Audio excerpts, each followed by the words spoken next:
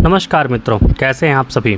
बहुत दिनों से एक चर्चा हो रही थी ब्लैंक चार्ट प्रेडिक्शन की, अर्थात ब्लाइंड चार्ट प्रेडिक्शन मतलब सिर्फ सामने जो आपको दिख रहा है मेष लगन है। ये यहाँ पर कोई ग्रह लिखा हुआ नहीं है, सिर्फ हमें मेष लगन यदि आपका है तो आपका जीवन कैसा होगा, आप कैसे होंगे, आपका स्वभाव कैसा होगा, आपका कर्म क्षेत्र कैसा होगा, वगैरह वगैरह सभी की चर्चा हमें करनी है मेष लगन से लेकर मीन लगन तक।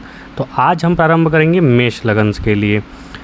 आप सभी जानते हैं कि मेष लगन जो होता है वो काल पुरुष की प्रथम राशि होती है और यहाँ पर हर एक अणु जो है एक ब्रह्मांड के बराबर माना जाता है। अर्थात आप स्वयं में, कहा जाता है ना कि यत्र पिंडे तत् ब्रह्मांडे, मतलब आप स्वयं जहाँ पे खड़े हैं एक ब्रह्मांड, वहाँ पर अपने आप अपने अगल बगल इर्द गिर्द अपने भीतर एक ब्रह्मांड लेकर चल रहे हैं आप। तो यहाँ पर मेष लगन जो है वो प्रथम दृष्टया प्रारंभ होता है, अर्थात सब कुछ नया नवीन। मेष लगन के जातक जो होते हैं वो सब कुछ नया करना चाहते हैं, नवीन करना चाहते हैं, वो एक अलग मार्ग अपनाना चाहते हैं। उनके अंदर ऊर्जा भर भर के होता है। ऊर्जा इसलिए भी क्योंकि वो मंगल के अधीन होता है। और आप सभी जानते हैं प्रथम भाव जो होता है वो सिग्निफिकेटर होता है जन्म के समय की बातों का, वर्ण का, कद का, रूप का, जन्म स्थान का, शरीर के विशेष अंग का, धन, यश, मान, सम्मान, सब चीज़ का हम चर्चा प्रथम भाव से कर सकते हैं। तो जो मंगल देवता होते हैं उनकी आयु मध्यम, उनकी जो हाइट होती है वो मध्यम कद की होती है और आयु जो होती है उनको अच्छी खासी होती है, क्योंकि वो प्रथम भाव और अष्टम भाव दोनों के यहाँ पर स्वामी बनते हैं। तो जाहिर सी बात है कि जो आप हैं वही आपकी आयु कंट्रोल कर रहा है, तो वो यदि पीड़ित न हो तो आयु अच्छी खासी होती है और काफ़ी एनर्जेटिक होते हैं मेष लगन के जातक वाले। हमेशा आप देखेंगे कि एकदम कुछ ना कुछ कार्य में लगे रह रहे हैं, वो आइडल बैठना पसंद बिल्कुल भी नहीं करते हैं। चूँकि मेष राशि से ही स्रोत या फिर ऊर्जा का स्रोत का जागरण होता है, तो मेष राशि जो होता है ना वो नवीनता का संचार लेकर आता है। ऐसे जातक को आप देखेंगे मेष राशि के या फिर मेष लगन के जातक, यदि आपके मित्र हैं या फिर आपके रिलेशन में हैं या फिर यदि आप स्वयं हैं, तो आप देखेंगे कि आप दूसरों से भिन्न हैं, क्योंकि आप हमेशा कुछ ना कुछ नवीनता की तलाश में रहते हैं। एक लोकोक्ति है कि जो बनाए हुए रास्तों पे चलता है वो पूत कहलाता है, और जो रास्तों को मिटा के ख़त्म कर देता है वो कपूत कहलाता है, और जो नए रास्ते पे चल के एक नया मतलब जो मार्ग पे चल के एक नया रास्ता बना दे वो सपूत कहलाता है। तो मेष जो राशि होता है, मेष जो लगन होता है, उसके अंदर ये क्षमता होती है कि कुछ ना कुछ नया डेवलप किया जाए, नए मार्ग पे चला जाए। मतलब जो अनट्रेवल्ड पाथ हैं, अनट्रेवल्ड जो डेस्टिनेशन है, वहाँ पर जाने की क्षमता जो है वो मेष राशि या फिर मेष लगन के जातकों के पास होता है, क्योंकि ये काल पुरुष की राशि है। दूसरे भाव में आप देखेंगे तो ये धन का भाव है, अर्थात यहाँ पर धन इनके पास टिकता है। धन ये स्वयं सर्जन भी करते हैं, अर्जन भी करते हैं और उसका सदुपयोग भी करते हैं, उसको अपने पास टिकाते भी हैं। कारण ये है दूसरा भाव में वृष राशि है। वृष राशि अर्थात वो धन की राशि है और वृषभ में धन आकर टिकता है। वृषभ भगवान शिव का वाहन इसलिए भी है क्योंकि वो सौम्य है और एक जगह बैठकर धीर गंभीरता से धर्म का कारक भी माना जाता है वो। तो मेष राशि के जातकों को देखेंगे कि वो जिस भी धर्म के हों उससे मैटर नहीं करता है, अपने धर्म को वो आगे लेकर चलते हैं। धर्म और अपना कर्तव्य के प्रति कोई भी मतलब वहाँ पर समझौता नहीं करते हैं। इनके कर्म भाव में देखिए शनिदेव का मकर राशि विराजमान है, तो ये अपने धर्म और कर्म दोनों को एक साथ लेकर चलते हैं, मतलब दोनों को मिक्स नहीं करते हैं। अपना धर्म अपने रास्ते है, कर्म अपने रास्ते है और कर्म ही धर्म है, ऐसा मानने वाले होते हैं ऐसे लोग। इसीलिए मेष राशि होता है ना जो आइडियल राशि कहा जाता है। आइडियल कहने का मतलब एक आइडियल है, वहीं से हम प्रारंभ करते हैं, क्योंकि मेष आखिरकार कोई भी जब राशि प्रारंभ होता है तो वो मेष से ही क्यों प्रारंभ किया जा रहा है, अश्विनी नक्षत्र से ही क्यों प्रारंभ किया जा रहा है। वहाँ पर कुछ तो हमारे ऋषि मुनियों ने देखा ना होगा ना कि यहाँ से एक नवीनता का संचार हो रहा है, कि यहाँ से एक परफेक्ट आइडियलिज्म का संचार हो रहा है।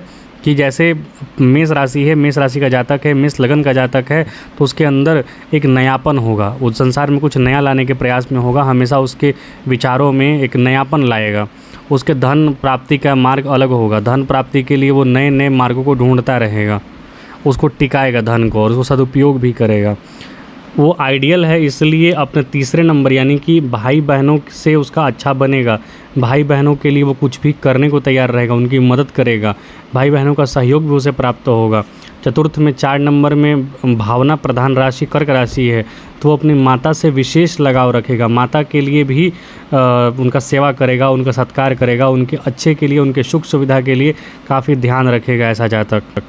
और जो कि 4 नंबर घर का भी होता है, तो वो अपने घर के लिए भी लालायित रहेगा, घर बनाएगा, परफेक्ट घर बनाएगा, जिसे हम होम कहते हैं ना, परफेक्ट घर बनाएगा। फिर 5 नंबर यहाँ पर सूर्य देवता की राशि है, तो वहाँ पर वो संतान भी प्राप्त करने की कोशिश करेगा, एक उसको अच्छे संतान होंगे तो उसके पास विद्या बुद्धि बल भी होगा, और वो कुछ एक्स्ट्रा कुछ कमाने की भी कोशिश जुगत जो होता है वो भिड़ाता रहेगा, क्योंकि उसमें सूक्ष्म बुद्धि अच्छा रहेगा, समाज में नेतृत्व करने की क्षमता रहेगा। मेष राशि या फिर मेष लगन के जातकों के लिए आप देखेंगे कि उनके अंदर नेतृत्व की भी क्षमता होती है।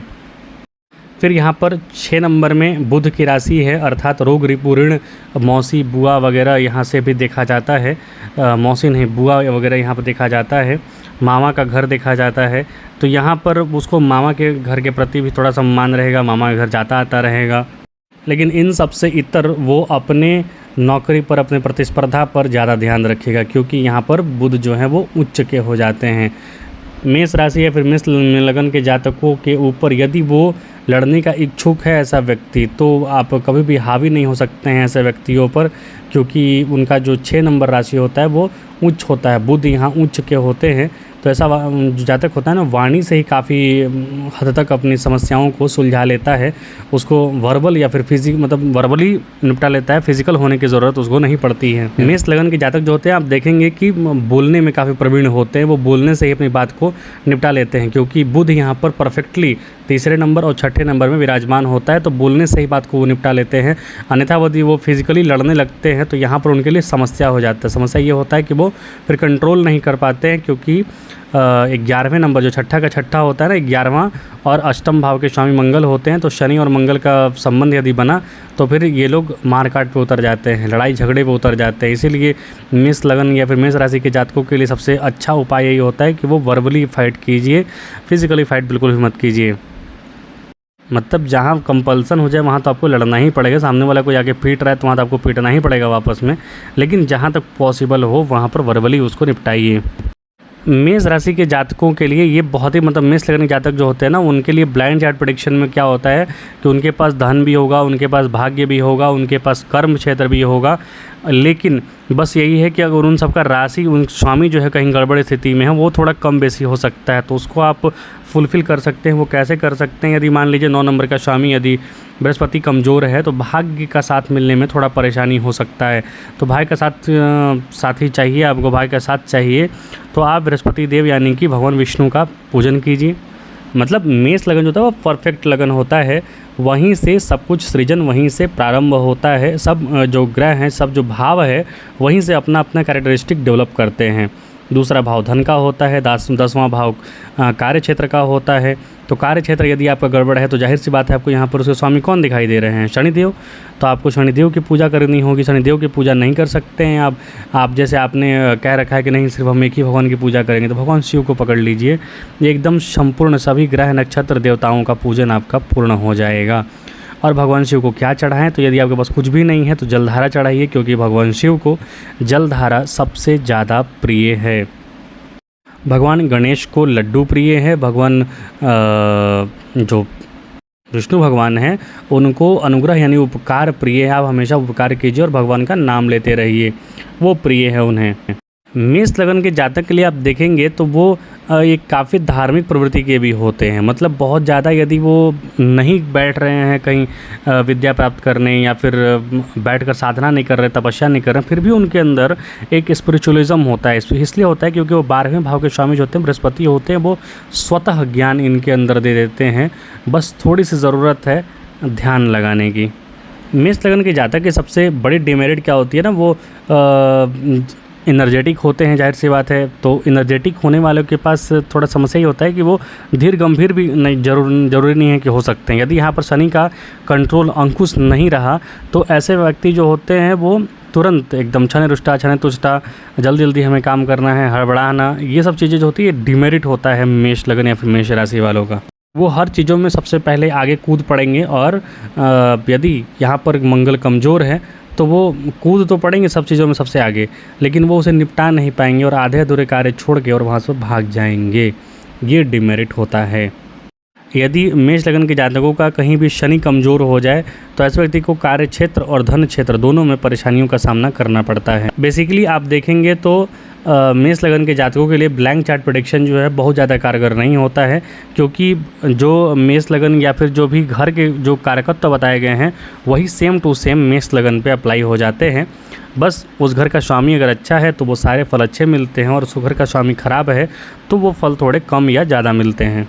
तो आज ये मेष राशि के जातकों के लिए ब्लैंक चार्ट प्रेडिक्शन था। कल से हम दूसरी राशियों के बारे में, वृष से लेकर मीन राशि के बारे में दिलाएंगे, और वो वीडियो आपको थोड़ा अच्छा, रोचक और मतलब इंटेलिजेंट वाला लगेगा, क्योंकि दूसरे जो राशि होते हैं ना वो बदल जाते हैं कारकत्व। तो जैसे मेष चला जाएगा 12वें में, तो मेष जो है वो हमेशा नयापन को रिप्रेजेंट करता है, तो 12वें में चला जाएगा तो 12वें के लिए नयापन लेकर आएगा। चैनल को लाइक से सब्सक्राइब कीजिए। मिलेंगे कल वृष राशि के जातकों के लिए।